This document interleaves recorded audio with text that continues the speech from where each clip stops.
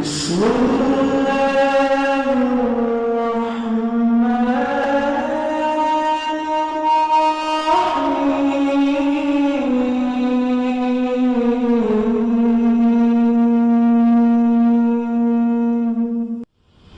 ولتكن منكم أمة يدعون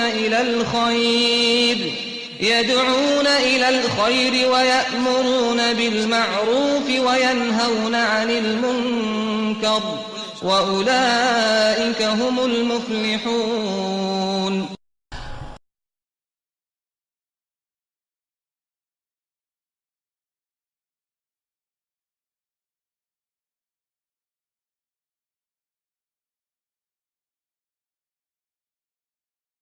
Bismillahirrahmanirrahim. Assalamualaikum warahmatullahi wabarakatuh. Bismillah, alhamdulillah, wassalatu wassalamu ala rasulillah, ma ba'd. Ikhwani fiddin yang dimuliakan Allah subhanahu wa ta'ala, bagaimana nih kabarnya semuanya? Sehat? Alhamdulillah, mudah-mudahan semoga selalu sehat walafiat, dan semoga juga tetap semangat terus thalabul ilmi, dan mudah-mudahan apa yang kita niatkan semoga menjadikan catat amal kebaikan nanti di yaumul akhir insyaallah, dan juga semoga mendapatkan ilmunya apa yang dikaji oleh Ustaz kami ini. Sebagaimana biasa rutinitas kita setiap hari Jumat, yaitu diadakan pengajian, maka kami tidak akan buang-buang waktu, dan alhamdulillah sekarang insya Allah mungkin waktunya agak panjang. Kami persilakan waktu dan tempat kepada Ustaz kami, kepada Ustaz. Bismillahirrahmanirrahim. Assalamualaikum warahmatullahi wabarakatuh. Innal hamdalillah nahmaduhu wa nasta'inuhu wa nastaghfiruh. Wa na'udzu billahi min shururi anfusina wa min sayyiati a'malina, may yahdihillahu fala mudilla lahu wa may yudlil fala hadiya lahu.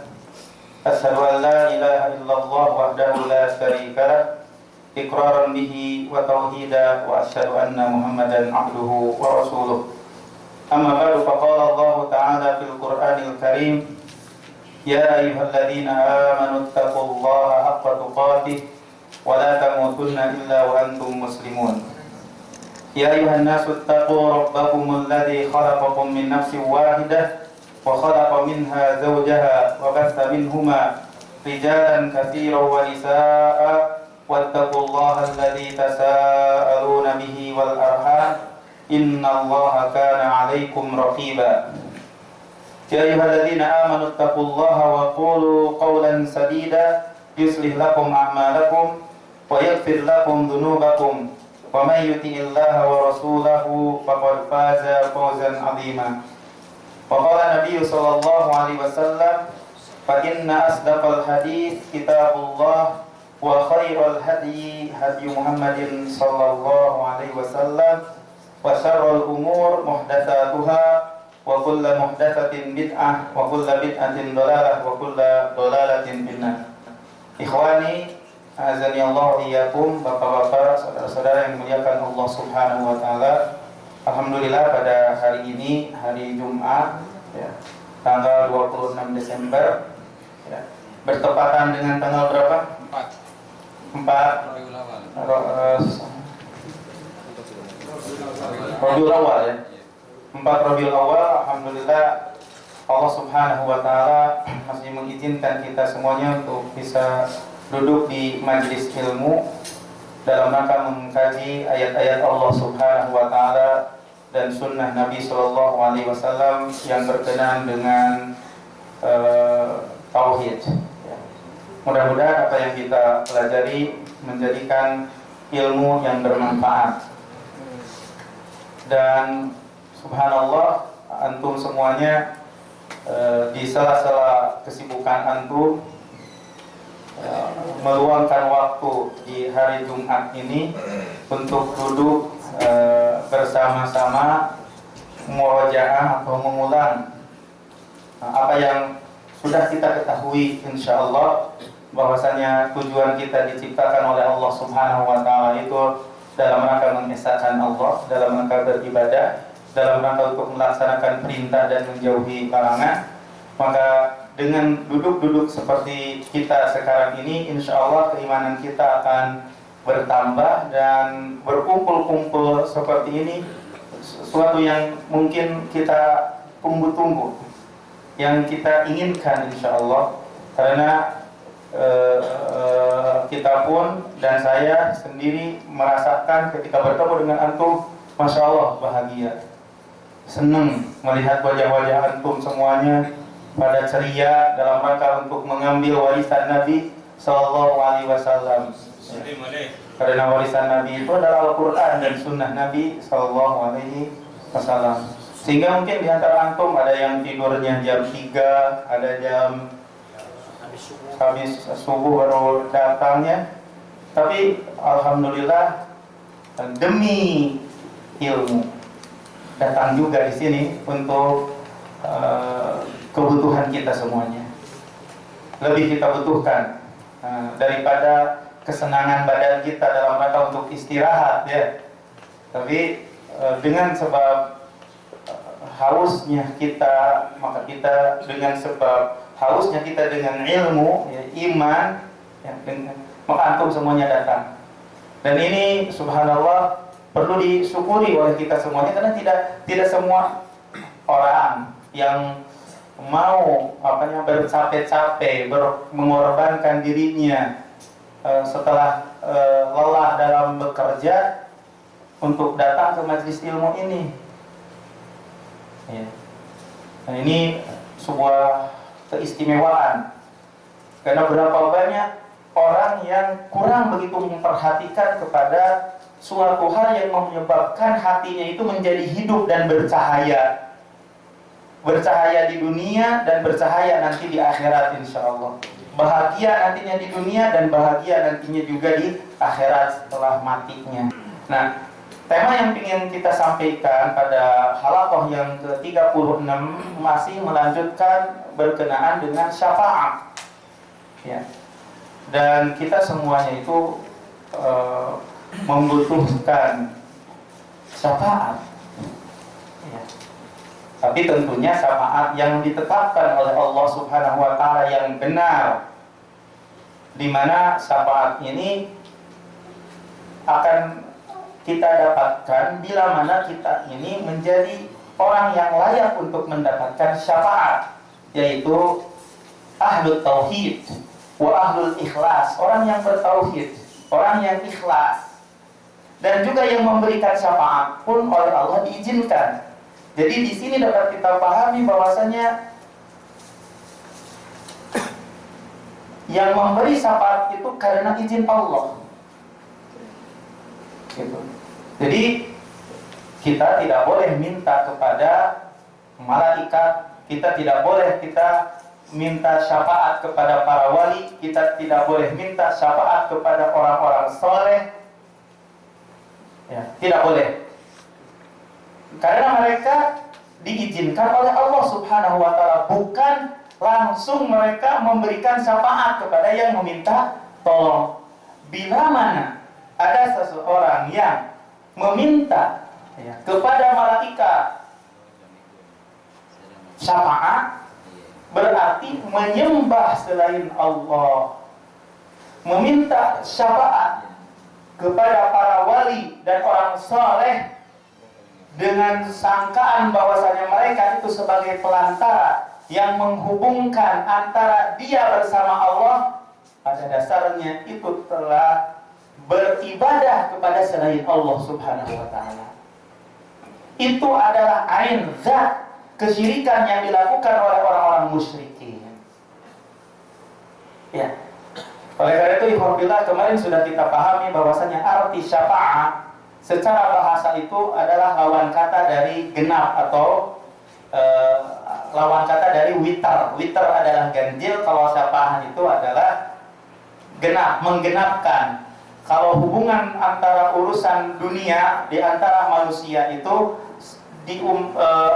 ada orang yang meminta kepada pelantara untuk menyampaikan kepada orang kaya, kepada para raja untuk membantu Makanya yang membutuhkan tadinya itu sendirian digenapkan dengan pelantara, makanya dikatakan syafi'an. Yang menolong itu sebagai syafi'an, perbuatannya adalah syafaat. Sedangkan yang dimaksud, yang ingin kita bicarakan bukan dari sisi bahasa, tapi dari sisi syar'i, yaitu yang berkenaan syafaat di sisi Allah. Maka syafaat yang di sisi Allah itu dua syarat, ya. Insya Allah nanti akan dijelaskan. Syarat pertama, izin Allah kepada yang memberikan syafaat. Dan syarat yang kedua adalah Allah ridho kepada yang diberi syafaat. Coba kita renungkan ayat ini yang dibawakan oleh muallif di dalam kitab Tauhid. Allah Tabaraka wa Ta'ala berfirman, "Wa kam min malakin fis samawati la tugni syafa'atuhum syai'an illa min ba'di an ya'zana Allahu liman yasha'u wa yarda." Wa kam min malakin fis samawat. Ini dalam surat An-Najm ayat 26. Muallif penulis buku ini membawa ayat ini. Berapa banyak dari malaikat, kam min malakin, kam di sini artinya kasir. Berapa banyak? Jadi sebagai kabar. Jadi kabar Allah memberitahukan berapa banyak dari malaikat. Berapa banyak dari malaikat? Fis samawat, tempat malaikat di mana? Di langit. Berapa banyak malaikat yang tinggal di langit? Karena tempat malaikat itu di langit. Disertai banyaknya mereka, la tugni syafa'atuhum syai'an. Ini peniadaan, bahwasanya mereka itu tidak bisa memberikan syafaat sedikit pun. Syai'an nakiroh yang sebelumnya ada la nafyu menunjukkan keumuman. Jadi selama-lamanya malaikat itu tidak akan bisa memberikan syafaat sedikit pun, selama-lamanya, illa bisyaratain, kecuali dengan dua syarat. Illa mim ba'di an ya'zanallah. Ini syarat pertama. Kecuali setelah Allah Subhanahu wa Ta'ala mengizinkan. Itu yang syarat pertama. Malaikat bisa memberikan syafaat ketika Allah telah memberikan izin kepada malaikat. Yang syarat yang kedua, wayardo. Ini syarat yang kedua, Allah ridho kepada siapa? Kepada yang diberi syafaat. Hal ini ikhwah billah dapat kita ambil pelajaran bahwasanya seluruh perkara itu milik Allah. Diminta syafaat itu dan juga selain syafaat minallah, dari Allah. Dan tidak boleh kita mentergantungkan hati kita kepada siapa? Kepada selain Allah. Dan tidak boleh juga kita memalingkan ibadah kecuali hanya kepada Allah saja. Dan tidak boleh kita berdoa kecuali hanya kepada Allah saja. Oleh karena itu dari sini dapat kita pahami, tidak bolehnya kita mengambil pelantara antara makhluk dan antara Allah dalam rangka menyelesaikan kebutuhan, dalam rangka untuk menghilangkan kesulitan, dan juga dalam rangka dikabulkannya doa, ya. Ini tidak boleh menjadikan pelantara antara makhluk dan antara Allah dengan pelantara yang bisa meluaskan kelapangan atau menolong dari kesulitan, ya, atau juga menyelesaikan berbagai macam kebutuhan.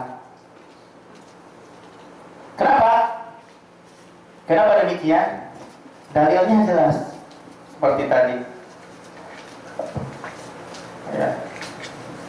Yang wajib dilakukan oleh kita, ikhwah billah, mengarahkan keinginan kita hanya kepada Allah Ta'ala dalam ibadah-ibadah kita, dalam doa-doa kita, dan segala urusan kita.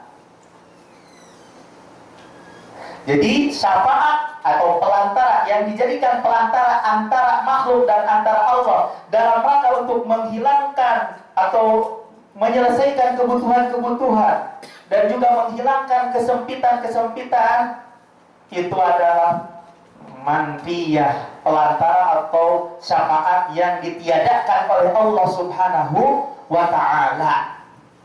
Ada juga syafaat yang ditetapkan. Apa yang ditetapkan? Muhimmatur Rusul, yaitu tugasnya para utusan Allah Subhanahu wa ta'ala menyampaikan dari Allah Subhanahu wa ta'ala. Jadi Rusul sebagai pelantara antara makhluk dan antara Allah. Harus dibedakan. Tapi bukan diminta pertolongan untuk menghilangkan segala kesusahan. Makanya yang meminta kepada Rasul untuk dihilangkan kesulitan-kesulitannya berarti berdoa kepada makhluk selain Allah Subhanahu wa ta'ala, syirik. Tapi kalau seandainya kita menjadikan Rasul sebagai pelantara yang memberikan hidayah kepada kita, itu yang ditetapkan. Oleh karena itu, ikhwah billah, menjadikan pelantara antara Allah dan antara makhluk dalam rangka menghilangkan kebutuhan, menyelesaikan kebutuhan, ini pelantara yang batil. Adapun pelantara yang benar yaitu para utusan dalam rangka sebagai pelantara yang menyampaikan hidayah dari Allah yang disampaikan kepada makhluknya. Makanya Syekhul Islam Ibnu Taimiyah rahimahullah memberikan penjelasan, hunaka wasitatun man asbataha kafar wa wasitatun man ankaraha kafar. Di sana ada pelantara. Barang siapa yang menetapkan pelantara itu, ia telah kafir secara umum, ya, bukan kepada individu. Dan pelantara, barang siapa yang mengingkarinya, ia telah kufur. Kok bisa begitu? Ada pelantara yang menetapkannya kufur, ada pelantara yang mengingkarinya adalah kufur. Kalau yang mengingkarinya, kalau yang menetapkannya kufur adalah pelantara yang bisa menyelesaikan kebutuhannya antara Allah dan antara makhluk. Misalnya malaikat, wali-wali yang soleh. Karena kita kan orang kotor nih, mesti ada yang menyampaikan kepada Allah, mengkiaskan Allah dengan makhluk. Ini kias yang batil. Karena Allah Subhanahu wa ta'ala bukan seperti makhluk, bukan seperti raja yang membutuhkan orang yang menolong. Allah Subhanahu wa ta'ala tidak butuh sekutu, tidak butuh penolong, tidak butuh yang membantu. Maka sekali lagi, bahwasanya yang menetapkan ada wasitah dalam rangka untuk menghilangkan kesusahan, ya, antara Allah dan antara makhluk, maka ini adalah kafir. Barang siapa yang mengingkarinya, kafir juga. Mengingkarinya siapa? Mengingkari para utusan Allah yang menyampaikan sebagai pelantara untuk menyampaikan petunjuk dari Allah kepada makhluknya. Karena itulah tugas para utusan Allah, menyampaikan risalah Allah Subhanahu wa ta'ala. Bisa dipahami Bapak-bapak semuanya? Ya. Oleh karena itu, ikhwah fillah, wasitah yang dijadikan pelantara kalau ditetapkan itu adalah kufur. Kenapa? Karena Allah Subhanahu wa ta'ala mengkafirkan orang-orang musyrikin dalam hal itu. Karena Allah memerintahkan kepada kita untuk meminta langsung kepada Allah tanpa pelantara seorang pun, atau kita tidak boleh melalui pelantara kedudukan seseorang, hak seseorang, walaupun orang tersebut memiliki kedudukan di sisi Allah seperti para utusan Allah, malaikat. Karena Allah tidak mensyariatkan kepada kita kita menjadikan pelantara dengan mereka dalam menghilangkan atau dalam menyelesaikan kebutuhan-kebutuhan kita. Allah Tabaraka wa Ta'ala berfirman dalam surat Ghafir ayat 60, wa qala rabbukum ud'uni astajib lakum.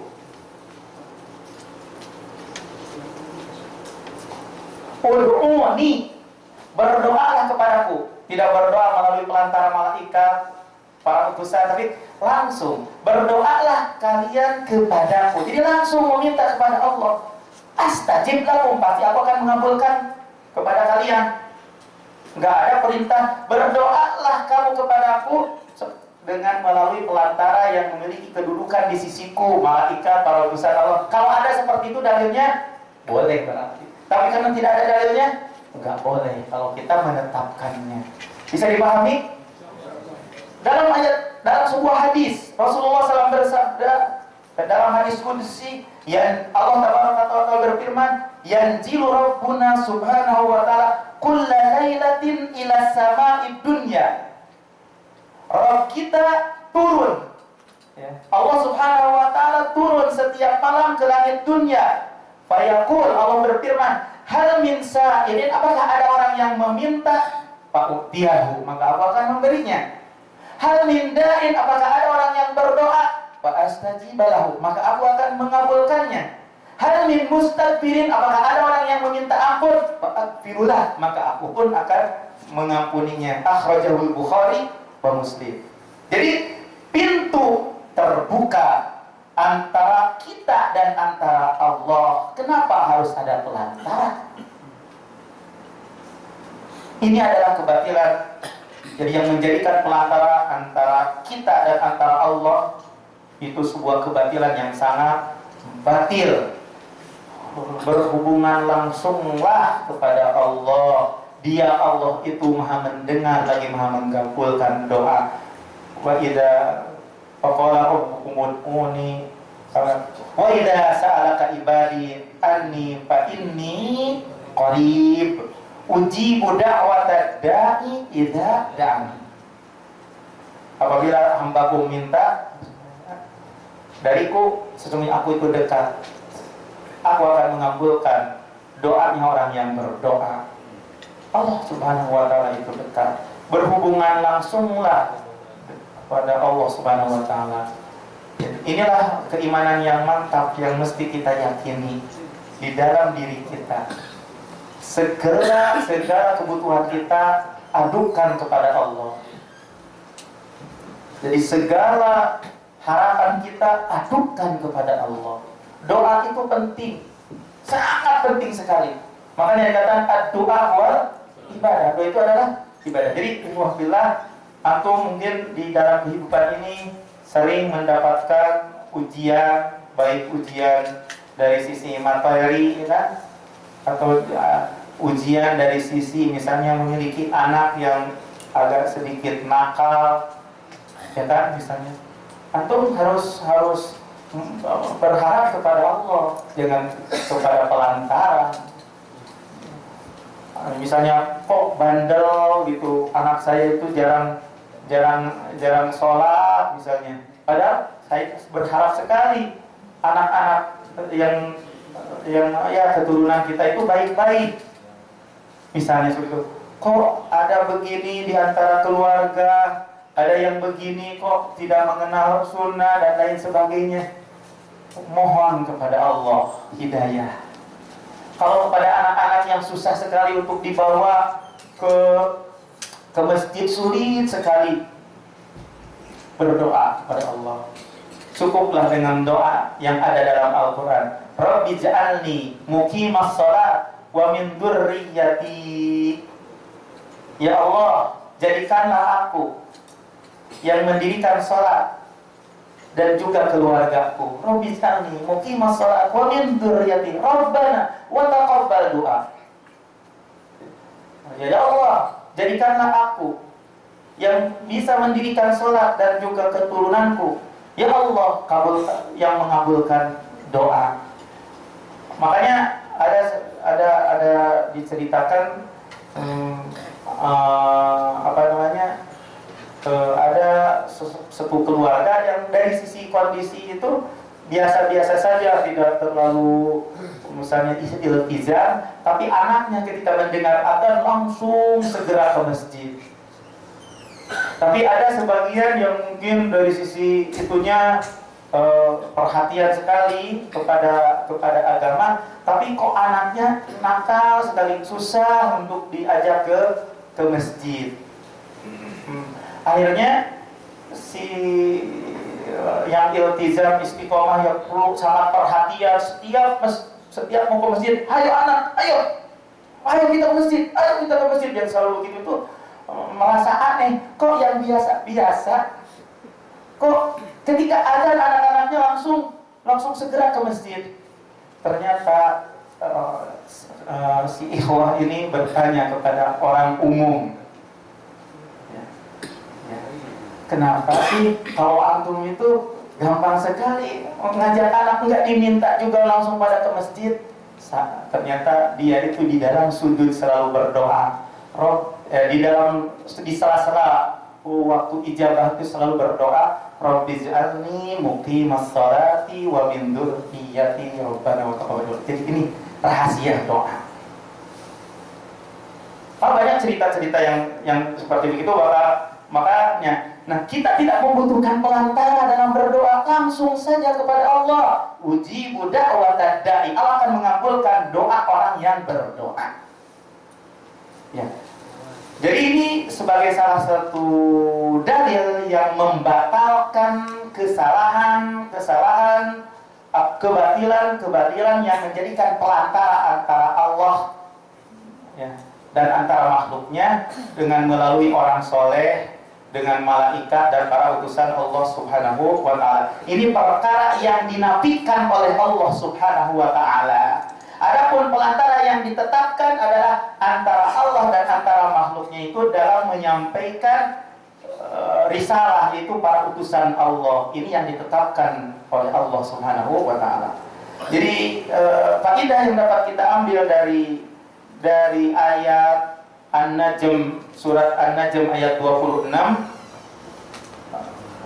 Pertama, ar-raddu 'alal musyrikina alladzina yataqarrabuna ilal makhluqina yatlubuna minhumus syafa'ah.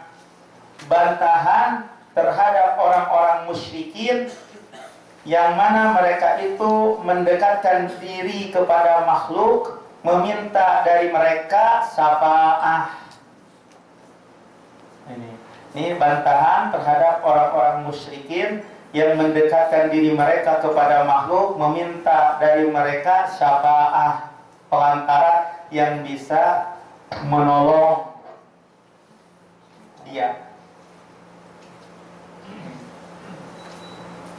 Yang kedua, anna syafa'ata milkun lillahi wahdah la tutlabu illa minhu.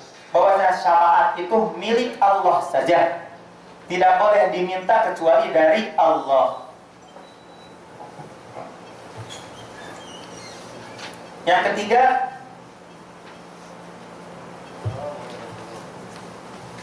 anna syafa'ata la tanfa'u illa bisyartain. Bahwasanya syafaat itu tidak memberikan manfaat, tidak akan bermanfaat illa bisyartain, kecuali dengan dua syarat. Asyaratul awal idnur rabbi lisyafi'i an yusfa. Izin Allah kepada yang memberikan syafaat untuk memberi syafaat. Izin Allah kepada yang memberi syafaat bisa memberi syafaat. Asyaratul tsani, syarat yang kedua, ridhohu anil masfuhi bihi, ridho Allah kepada yang diberi syafaat. Bi an yakuna min ahli tauhid wal ikhlas, orang yang diberi syafaat itu termasuk ahli tauhid dan ahli ikhlas. Ini subhanallah, kita mesti bersyukur bila mana kita mau mempelajari tauhid ini. Udah mendapatkan syarat. Yang kedua, mendapatkan ridho untuk diberikan syafaat, karena dosa-dosa kita itu banyak, ikhwah. Kita itu manusia yang tidak lepas dari perbuatan dosa ya. Butuh sekali dengan syafaat yang diizinkan oleh Allah untuk memberikan syafaat. Jadi syafaat itu hak menurut Ahlus Sunnah wal Jamaah. Adapun menurut kelompok yang mendahulukan akal, tidak ada syafaat itu. Kalau orang yang berbuat dosa itu langsung aja masuk neraka kekal katanya. Kata orang Mu'tazilah dan Khawarij itu kekal langsung di neraka. Sungguh sangat keterlaluan dan sadis sekali. Iya kan? Nah makanya alhamdulillah Ahlus Sunnah wal Jamaah itu yang sineger tengah-tengah. Makanya kalau kita berprinsip dengan prinsip Ahlus Sunnah wal Jamaah itu bahagia hidupnya di dunia dan bahagia juga di akhirat insyaallah. Kembali kepada ayat yang berikutnya yang masih menjelaskan tentang masalah syafaat. Wa qoulihi ta'ala, dan firman Allah Ta'ala, Qulil ladzina za'amtum min dunillahi la yamlikuna mithqala dzarratin fis samawati wala fil ard. Qulil ladzina za'amtum min dunihi. Ya. Kemudian mu'alif penulis buku ini membawakan firman Allah, Qulil ladzina za'amtum, katakanlah olehmu Muhammad, alladzina za'amtum min dunillah, yang kamu kira min dunillah, dari selain Allah. Jadi yang kamu kira bahwasannya mereka yang selain Allah itu bisa memberikan manfaat atau juga mereka itu bisa memberikan madarat min dunillah, dari selain Allah, la yamlikuna mithqala dzarratin fis samawati. Itu keadaan yang pertama, kata Allah, mereka itu tidak memiliki seberat darah pun di langit, wala fis sama, dan tidak pula di bumi. Bila kalau yang membantu itu kan harus orang yang memiliki. Ini tidak memiliki satu beras darah pun yang paling ringan yang diminta, yang kamu sangka diminta dari Allah, tidak memiliki apapun. Kenapa Anda meminta kepada orang yang tidak memiliki? Kalau seandainya kita mau meminta, memintalah kepada yang memiliki, ya pasti akan diberi. Kalau meminta kepada selain Allah yang tidak memiliki apapun, hatta sampai seberat zarah, suatu yang paling kecil, ringan, tidak dimiliki, bagaimana mau memberi? Berarti yang diminta itu, nah, bagaimana mau memberi? Berarti doa mereka itu batil, ya kan? Bagaimana mereka meminta dari orang yang tidak memiliki apa yang kamu minta? La yamlikuna mithqala dzarratin.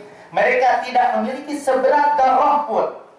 Tidak sama sekali, walaupun sedikit pun mereka itu seberat darah mereka tidak memiliki. Kenapa ente gitu meminta kepada selain Allah yang kamu sangka yang diibadahi selain Allah, padahal mereka tidak memiliki apa-apa? Ayat yang berikutnya, karena la yamlikuna mithqala dzarratin fis samawati wal ard. Coba ayat yang berikutnya. Wa ma lahum bihima, ayat yang berikutnya dari ayat tersebut yang di sini tidak disebutkan. Dua ayat setelahnya mereka disebutkan al-ayatain, dua ayat. Coba dilihat di dalam surat Saba ya. Yang tamamul ayat udah ada di sini. Wa ma lahum bihima min syirik. Yang kondisi yang kedua, mereka yang diibadahi, yang diminta syafaat selain Allah itu yang kamu sangka itu, wa ma lahum bihima min syirik. Mereka itu tidak memiliki sekutu di langit dan di bumi. Tidak memiliki sekutu. Kalau seandainya biasanya kalau yang diminta itu kan ada sesuatunya ya, tentunya. Kalau ini yang diminta itu bukan sekutu bagi yang pemilik, ya kan? Dan ini adalah muntafin fi haqqil khaliq, tidak ada dalam hak makhluk. Karena mereka itu tidak bisa menyamai Allah dalam kerajaannya. Allah berfirman, "Am lahum syirkun fis samawati tuni bi kitabin min qabli hadza aw atharatin min ilmin in kuntum shadiqin." Jadi, ihwabillah, tidak ada seorang pun yang bisa menyamai Allah dalam kerajaan langit dan bumi selama-lamanya. Tidak malaikat, tidak para nabi, dan tidak pula para oleh. Milik itu hanya milik Allah. Apakah langit itu ada yang mengurus langit itu? Allah yang memiliki langit dan bumi. Apakah ada yang sama sebagai sekutu bagi Allah yang untuk mengurus langit dan bumi? Tidak ada, kan? Ada nggak? Jadi di sini juga dalam rangka kondisi yang kedua sebagai bantahan kepada orang yang meminta kepada malaikat, yang meminta kepada para nabi, meminta kepada orang-orang solih. Mereka itu bukan sekutu bagi Allah, karena tidak ada bagi Allah sekutu siapapun yang menyekutui, yang mengatur alam ini sebagai sekutu bagi Allah Subhanahu wa Ta'ala. Karena Allah tidak ada yang menyamainya. Itu yang kedua. Kondisi yang ketiga, bila mana Allah Subhanahu wa Ta'ala, ya, bila yang diminta itu tidak memiliki sekutu dan tidak memiliki, bukan orang yang memiliki dan juga bukan orang yang menjadi sekutu bagi Allah Subhanahu wa Ta'ala, barangkali sebagai pembantu bagi yang memiliki. Apakah malaikat sebagai pembantu bagi Allah? Apakah para utusan Allah sebagai pembantu bagi Allah dalam mengurus alam ini? Jawabannya tidak, ya. Kenapa meminta kepada malaikat? Kenapa minta kepada rasul? Kenapa minta kepada para wali? Padahal yang para wali itu bukan yang membantu kepada yang memiliki langit dan bumi. Makanya dikatakan di ayat ini, wa ma lahum fihi ma min syirk, dan mereka di langit dan di bumi itu tidak apa-apa sebagai bukan sekutu. Wa ma lahum minhum min dhair, dan juga mereka itu bukan juga penolong bagi Allah. Bukan penolong bagi Allah yang diminta, yang disangka, yang memberikan syafaat itu bukan penolong bagi Allah. Allah tidak membutuhkan penolong. Cukup Allah itu dengan sendirinya, tidak membutuhkan kepada penolong.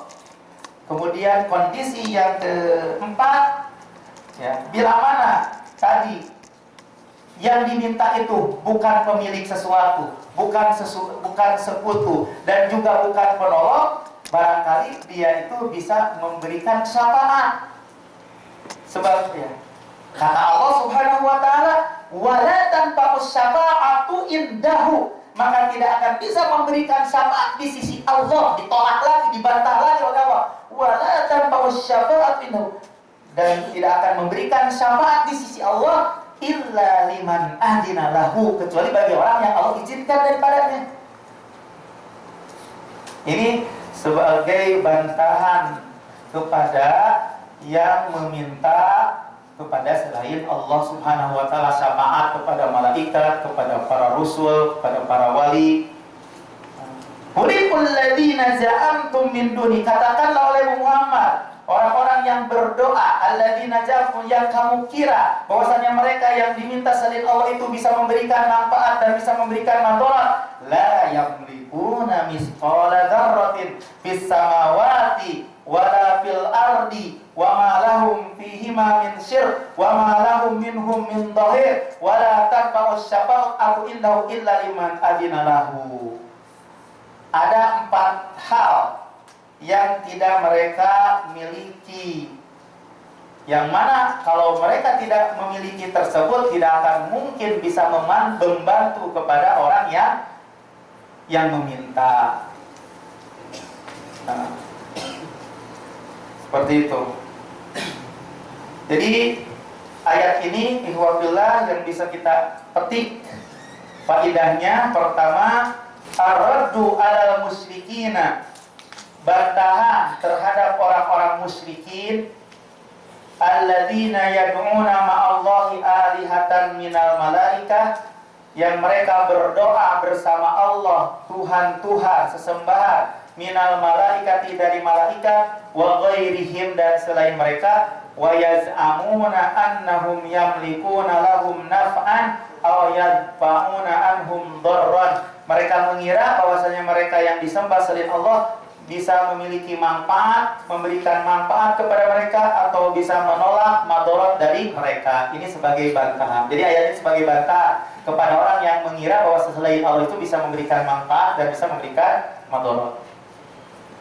Yang kedua, masyru'iyatu muhajatil musyrikin, disyariatkannya membantah orang-orang musyrikin, li'ibtali syirki, untuk membatalkan kesyirikan, wa munadharatihim bidzalika, dan mendebat mereka dalam hal itu biar hujah mereka itu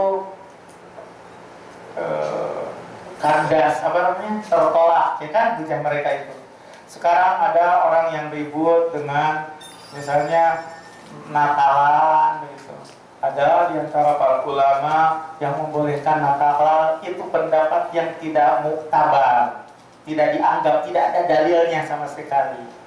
Cukup dengan lam yalid wa lam yulad wa lam yakul lahu kufuwan ahad juga udah terbantahkan. Cukup dengan hadis man tashabbaha biqaumin fa huwa minhum. Barang siapa yang menyerupai di antara mereka maka termasuk mereka. Pada dasarnya yang mengucapkan selamat hari raya Natal itu ridho dengan ibadah yang mereka ibadahi. Tapi ada sebagian orang yang bicara aja dengan otaknya. Kalau kita seperti ini mesti dibantah. Yang memperbolehkan selamat hari raya Natal harus dibantah. Ya, jadi padahal Allah mengatakan qul huwallahu ahad, Allahus samad, lam yalid wa lam yulad wa lam yakul lahu kufuwan ahad. Qul ya ayyuhal kafirun la a'budu ma ta'budun wa la antum 'abiduna ma'bud wa la ana 'abidu ma ta'budun wa la antum 'abiduna ma'bud lakum dinukum waliyadin. Bagi kamu agamamu, bagiku agamaku. Jadi tidak ada toleransi dalam masalah ini. Dengan alasan toleransi, ayo kita ucapkan selamat hari raya Natal. Jelas dalilnya, kecuali orang yang disimpangkan hati mereka dari kebenaran. Ya, seperti itu. Ini karena sekarang lagi marah dan ramai tentang masalah ini. Ya. Dan disyariatkan untuk membantah orang yang salah. Dan ini merupakan jihad lisan, jihad di jalan Allah. Ya. Paham? Insya Allah paham. Ya, yang ketiga, qat'ul asbab allati yata'allaqu bihal musyrikun. Wa dzalika anna al-musyrika innama yattakhidhu ma'budahu lima yahsulu lahu minan naf'i. Ya. Qat'ul asbab, memutuskan sebab-sebab. Allati yata'allaqu bihal musyrikun, yang digantungkan dengan sebab-sebab itu oleh orang-orang musyrikin. Jadi ini tadi ayat tadi itu membantah dari akar-akarnya kepada orang-orang musyrikin. Membantah dari akar-akarnya, dibantah oleh Allah Subhanahu wa taala. La yamlikuna misqala dzarratin. Mereka tidak memiliki. Mereka juga bukan sekutu. Mereka juga bukan pembantu. Mereka juga tidak bisa memberikan syafaat. Kenapa meminta kepada mereka? Ini diputuskan dari sebab-sebabnya oleh Allah Subhanahu wa ta'ala, ya kan? Yang dia dirikan ketergantungan dengan sebab-sebab itu oleh orang-orang musyrikin. Dari akal-akalnya oleh Allah dibantah. Kita pun begitu kalau membantah orang-orang dengan dalil ayat Allah, langsung akan terbantahkan. Hujjah Allah itu kuat. Makanya kita harus mempelajari Al-Quran dan As-Sunnah, mengkaji kitab Allah dan Sunnah Rasulullah sebagai warisan Nabi SAW. So, tambah yakin dan tambah kuat keimanan kita, prinsip kita bahwasanya yang didahulukan itu adalah Al-Quran dan As-Sunnah. Ya, seperti itu. Di atas, karena Al-Quran dan As-Sunnah itu membutuhkan penafsiran. Tapi penafsiran kemana yang perlu kita arahkan penafsiran ini? Ya tentunya kepada penafsiran yang mereka mengetahui turunnya ayat, mereka menyaksikan turunnya ayat, mereka menemani Rasulullah SAW. Manhajus sahabat, metodenya kembali kepada manhajus sahabat. Ya, seperti itu. Kembali dalam memahami Al-Quran dan Rasul itu kepada manhaj sahabat. Begitu. Bukan kepada siapa saja. Semua orang juga bisa mentafsirkan ayat Allah dan sunnah Rasulullah. Maka kita sangat butuh sekali untuk mengembalikan penafsiran Al-Quran dan As-Sunnah, karena tidak bisa ditafsirkan begitu saja dengan diri kita atau kepada siapa saja. Maka mendahulukan penafsiran sahabat itu lebih didahulukan daripada siapapun. Dan juga yang mengikuti manhaj sahabat dari kalangan para ulama yang tabi'ut tabi'in, dan juga para ulama hadis seperti Imam Bukhari, Imam Muslim, Imam Abu Dawud, dan para ulama hadis, dan juga ulama-ulama setelah mereka seperti Ibnu Taimiyah, Ibnu Qayyim, Ibnu Katsir, Az-Zahabi. Ini yang dijadikan rujukan, yang mengikuti manhaj sahabat. Karena kalau diserahkan begitu saja sumber permasalahan yang jelas ini, bahwasanya yang kita mesti mengembalikan permasalahan yang berurusan dengan akidah itu dua wahyu, yaitu Quran dan As-Sunnah. Dua wahyu, yaitu Al-Quran dan As-Sunnah, ya kan? Ini sebagai sumber. Jadi, dan tidak dibiarkan kepada ijtihad manusia agama ini. Tidak, kalau dibiarkan kepada ijtihad manusia jadi kacau balau lah, terutama dalam masalah urusan akidah. Makanya janganlah menipu kepada Anda semuanya. Pinternya berbicara orang yang intelek, katakanlah ya, profesor, doktor, pinter mengulas, membahasakan, ya sehingga membuat orang-orang tertipu dengan membumikan Al-Quran katanya, terus memperbolehkan Natal misalnya, umpamanya. Nanti atau dengan orang-orang liberal dipulas, akhirnya syirik juga gak apa-apa. Semuanya gak apa-apa, karena dikembalikan kepada apa? Otaknya masing-masing. Sedangkan Al-Quran dan As-Sunnah ditinggalkan. Ya, sekali lagi ikhwanillah. Jadi kita sebagai orang yang memiliki berprinsip akidah Ahlussunnah wal Jamaah, gampang sekali dan jelas sekali. Tapi perlu bagi kita juga untuk berjihad, untuk mematahkan orang-orang yang memiliki banyak subhat. Yang perlu kita pegang pertama kali adalah Al-Quran dan As-Sunnah, lalu dikembalikan pemahamannya kepada sahabat. Nah, ya, jelas sekali Al-Quran.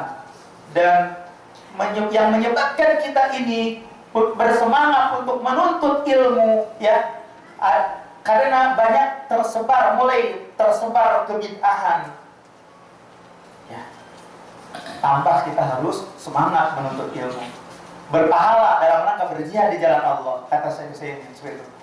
Banyaknya tersebar orang yang memberi fatwa tanpa dasar ilmu. Mulai banyak masalah-masalah yang jelas diperdebatkan, padahal bagi orang yang memiliki ilmu yang kuat dalam keilmuannya itu suatu perkara yang jelas. Maka oleh sebab itu kita, wahai bapak-bapak semuanya, bersemangatlah untuk menuntut ilmu syar'i sehingga tidak termakan oleh subhat. Yang termakan oleh subhat itu yang tidak memiliki ilmu biasa. Insya Allah saya perhatikan antum semuanya pada semangat. Ya. Wadzalika annal musyrika, ya, kembali lagi kepada faidah yang kedua. Wadzalika annal musyrika, oleh karena itu bahwasanya orang musyrik innama yattakhidu ma'budahu lima yahsulu lahu minan nafi. Bahwasanya orang musyrik menjadikan yang diibadahinya itu karena bisa menghasilkan kemanfaatan. Akhirnya karena ada kemanfaatan yang diibadahinya oleh orang-orang musyrik itu. wan naf'u la yakunu, dan kemanfaatan itu tidak akan terjadi yang diharapkan oleh orang-orang musyrik itu illa mimman fihi khoslatun min arba, kecuali dari orang yang ada padanya 4 sifat. Mereka menyangka ya beribadahnya mereka itu kan karena ada kemanfaatan dan bisa menolak madarat. Padahal kemanfaatan itu tidak akan terjadi kecuali bagi orang yang terpenuhi 4 sifat. Sebagaimana yang dijelaskan dalam Al-Quran. Jadi ini dalam rangka membantah kepada orang-orang musyrikin dari akar-akarnya langsung. Sehingga akan diam kalau seandainya dibawakan ayat ini. Pertama, imma an yakuna malikan lima yuriduhu minhu abiduhu. 4 sifat itu ada kalanya yang diminta, yang diibadahi itu adalah yang memiliki apa yang diinginkan oleh yang menyembahnya. Ada kala yang sifat pertama yang diminta, yang diibadahi itu adalah yang memiliki apa yang diinginkan oleh penyembahnya. Yang kedua, imma an yakuna syarikan lil malik, atau ada kalanya yang diibadahi itu sebagai sekutu bagi yang pemilik. Yang ketiga, yang diminta itu karena ada kemanfaatan tentunya, ada kalanya dia itu an yakuna dhahiran au mu'inan lahu, dia itu adalah yang menolong kepadanya, kepada pemilik tersebut. Ar-rabi'ah wa imma an yakuna syafi'an indahu. Sifat yang keempat yang diminta itu adalah bisa memberikan syafaat di sisinya. Wa qad nafallahu subhanahu wa ta'ala hadhil asbab al-arba'ata fi alihatil musyrikina fa'batulat ibadatuha. Sungguh Allah telah menafikan sebab-sebab yang 4 ini dalam sesembahan-sembahan orang musyrikin, maka batallah ibadahnya, mengibadahi Tuhan-Tuhan itu yang mereka anggap bisa memberikan manfaat dan bisa menolak madarat. Jelas sekali ya? Jelas. Yang keempat, isbatus syafaati allati takunu bi'idznillah. Menetapkan syafaat itu allati takunu bi'idznillah, yang diizinkan Allah. Ditetapkan syafaat itu yang diizinkan Allah. Yang kelima, annal musyrikina la tanfa'uhumus syafa'ah. Bahwa orang musyrikin itu syafaat tidak akan memberikan manfaat kepada mereka. Jadi orang-orang musyrikin, syafaat apapun tidak akan memberikan manfaat kepada mereka. Kenapa? Li'anna Allah Ta'ala la ya'zanu fiha limusyrikin. Maksudnya Allah tidak mengizinkan syafaat bagi orang yang musyrik. Jadi ini berarti kembali syafaat itu bisa memberikan manfaat 2. Izin Allah kepada yang memberikan syafaat. Yang kedua adalah ridho Allah kepada yang diberi syafaat. Kalau orang musyrikin itu tidak mendapatkan syafaat. Kemudian setelah itu mu'allif membawakan perkataan Syekhul Islam Ibnu Taimiyah. Tapi nggak tahu apakah cukup waktunya.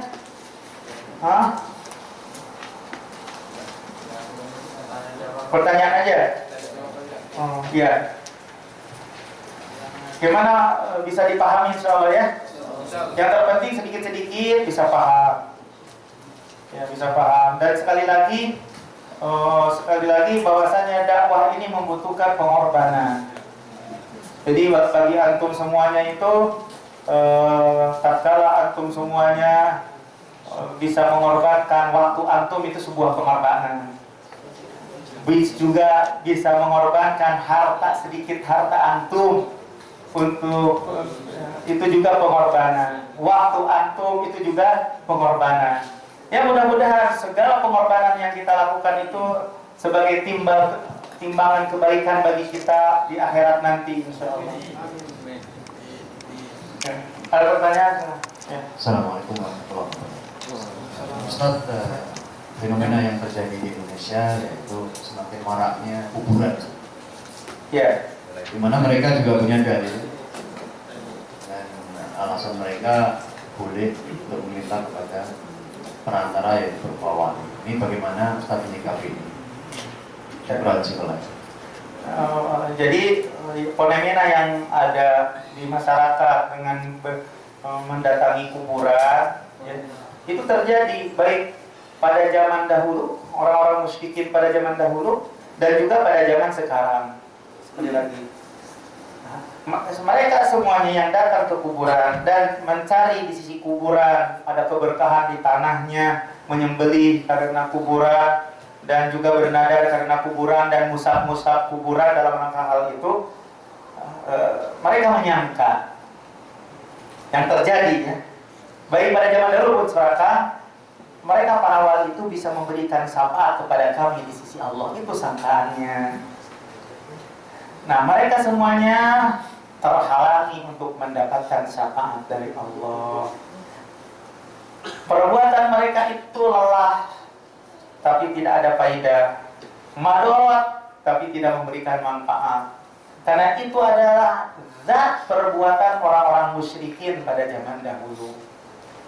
Jadi sekali lagi, wabillah, sayang, harus sayang, harus sayang, harus sayang. Karena ahlu sunnah wal jamaah itu adalah yang mengetahui kebenaran dan yang paling sayang kepada sesama. Maka harus diprioritaskan dakwah agar bisa mendapatkan syafaat.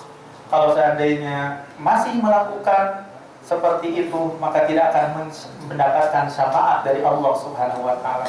Maka kita sebagai ahlu sunnah wal jamaah harus sayang kepada sesama, harus menolaknya dengan penuh hikmah.